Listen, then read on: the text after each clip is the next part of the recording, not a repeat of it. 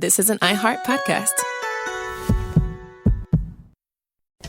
Somebody said, would we think about taking the World Cup away from Boston? You know, FIFA is very hot. If we think there's any reason that, whether it's Boston or anywhere else, that they're not doing their job, we're going to take those World Cup games and move them someplace else. You're listening to the 47 Morning Update with Ben Ferguson. Good Thursday morning. Nice to have you with us on the 47 Morning Update, and we've got two big stories for you. First up, the drug cartels are now putting bounties on the heads of American law enforcement. And the higher ranking you are, the more money they're willing to pay for you to be dead. So what will happen next? We'll have the details on America's response to it in just a moment. Also, the President of the United States of America, Donald Trump, not wasting any time going after the cartels, taking out more boats in international water that are filled with drugs, and now talking about going after targets that are on land. But first, did you see that gold just hit an all-time new high of over $4,000 an ounce? And if you hear that and you're like, are you kidding me? And you're thinking, gosh, I missed my opportunity. Well, I don't know if you missed your opportunity. But my friends at Kurt Elliott Precious Metals, they can answer that question for you. You also may not be paying attention to the incredible gains with silver that are happening right now as well. And that's why I trust the guidance of the team at Kurt Elliott.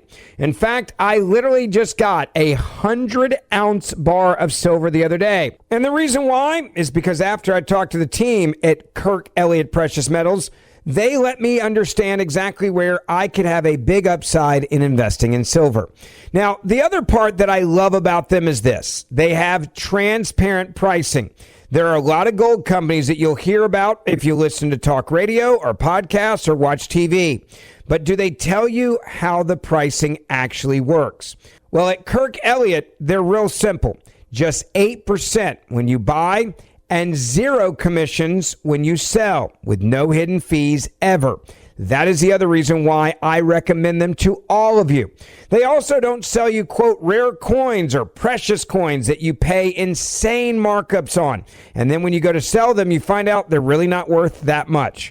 They are a bullion-only approach. They focus on investment-grade metals.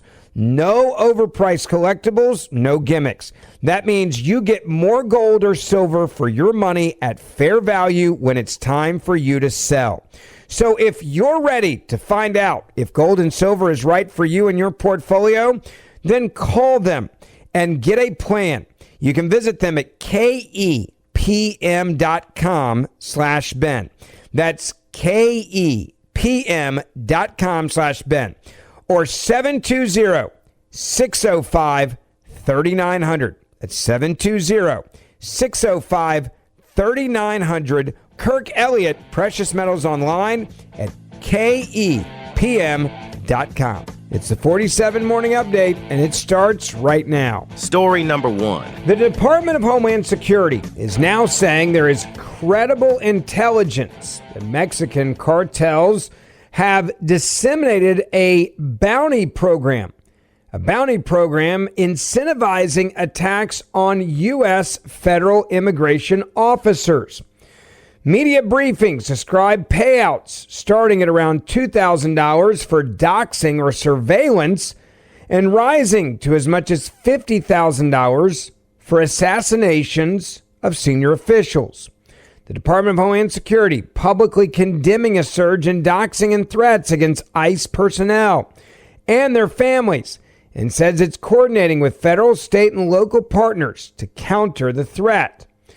The Department of Homeland Security also announced the arrest in Illinois of a Latin King gang member accused of placing a hit on a senior U.S. Border Patrol official. The Department of Homeland Security highlighted the case as part of an escalating threat and the environment tied to the cartel-aligned actors in the U.S. While the case involves Border Patrol, the Department of Homeland Security, we now know that this is a national security risk.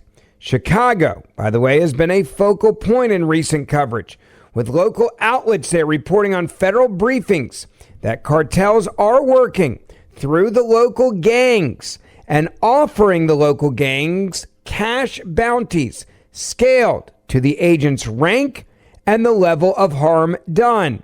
This coming from Fox 32 in Chicago. So how does the bounty system, work?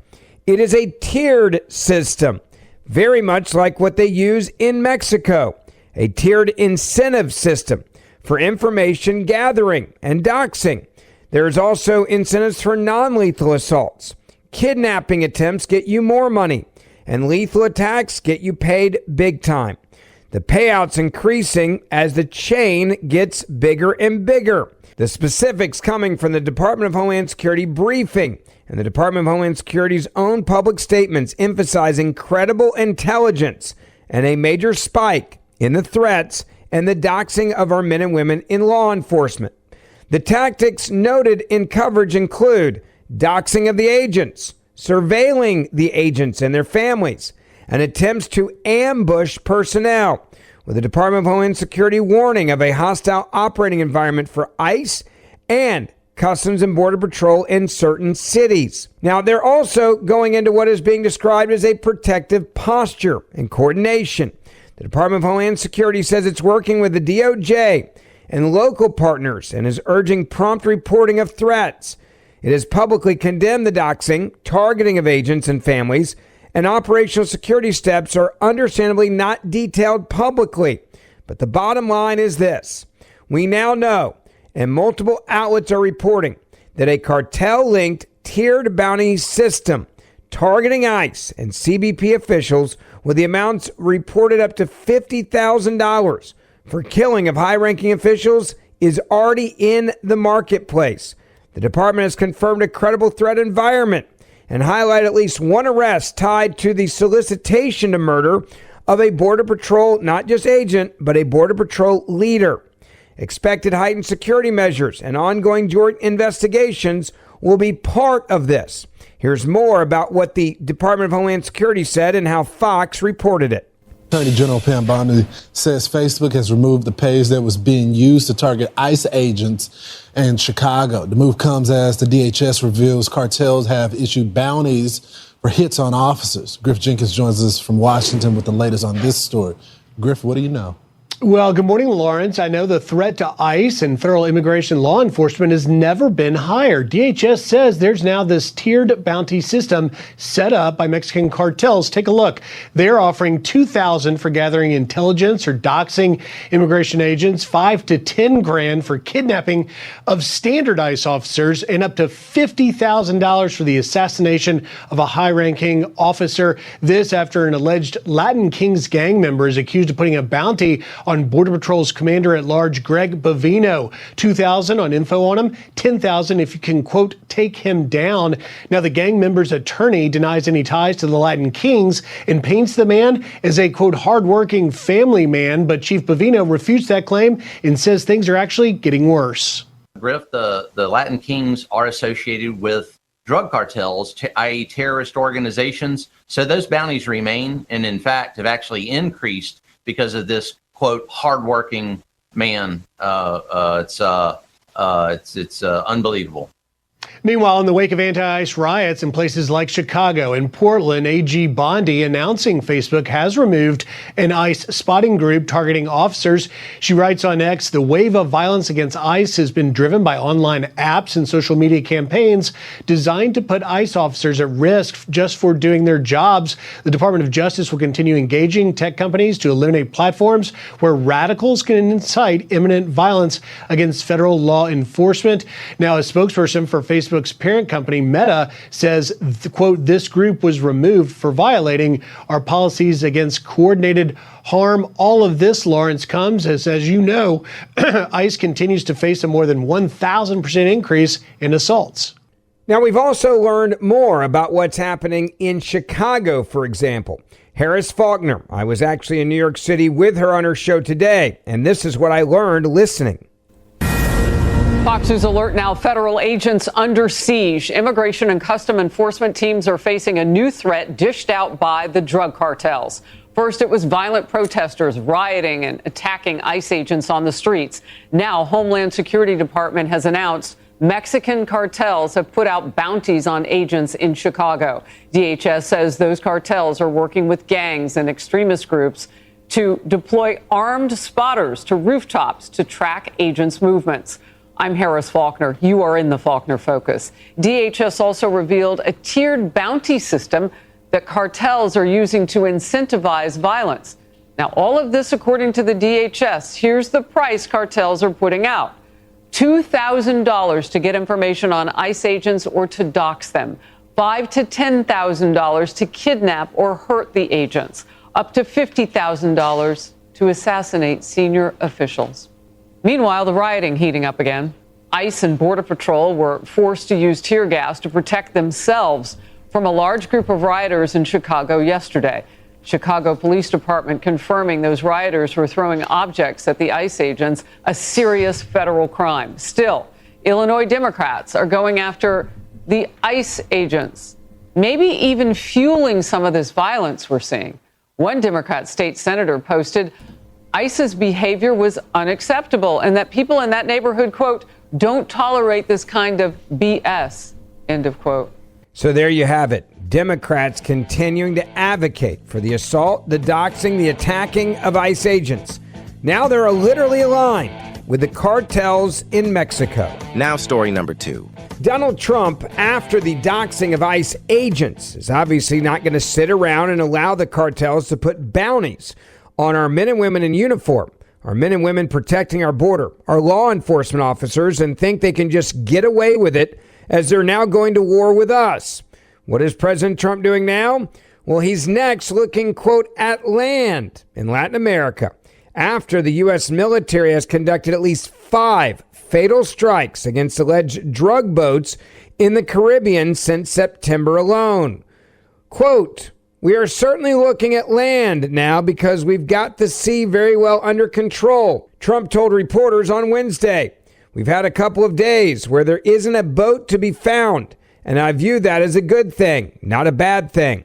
Trump said he wasn't interested in having the Coast Guard simply stop the alleged drug boats because, quote, we've been doing that for 30 years, and it has been totally ineffective.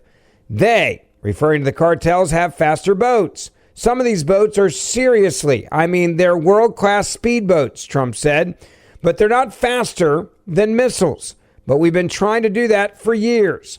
The White House has not responded to requests for comment about what this means and details of the nature of a land operation that Trump is considering.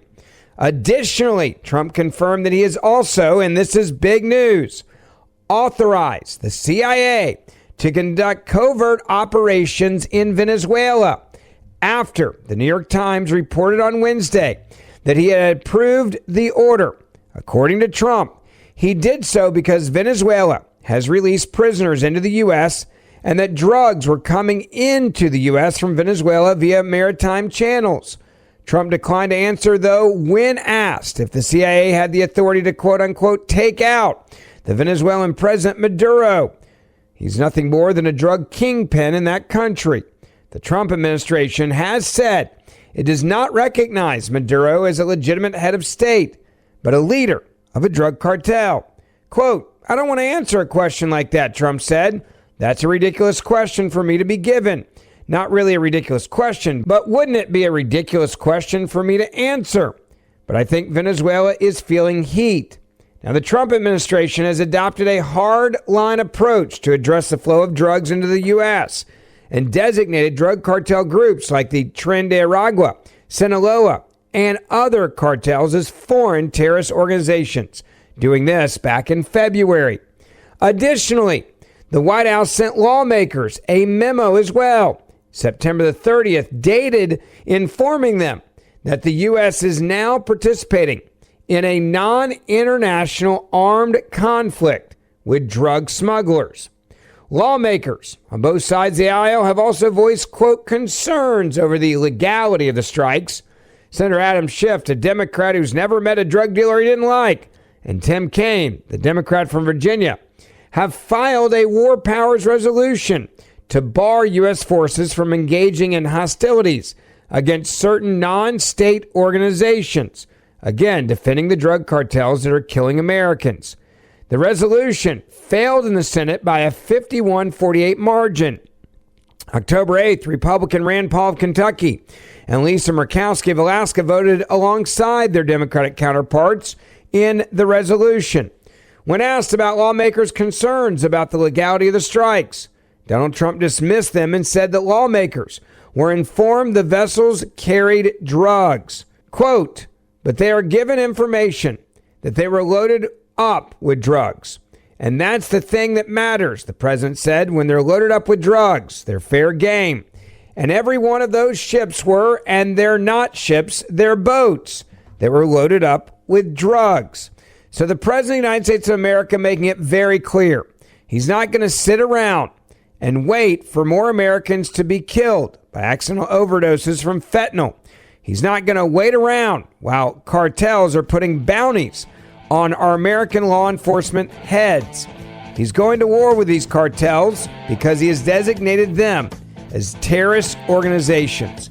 And this is exactly what so many conservatives voted for in the last presidential election. Thank you for listening to the 47 Morning Update with Ben Ferguson. Please make sure you hit subscribe wherever you're listening to this podcast right now. And for more in-depth news, also subscribe to the Ben Ferguson Podcast, and we will see you back here tomorrow. This is an iHeart podcast.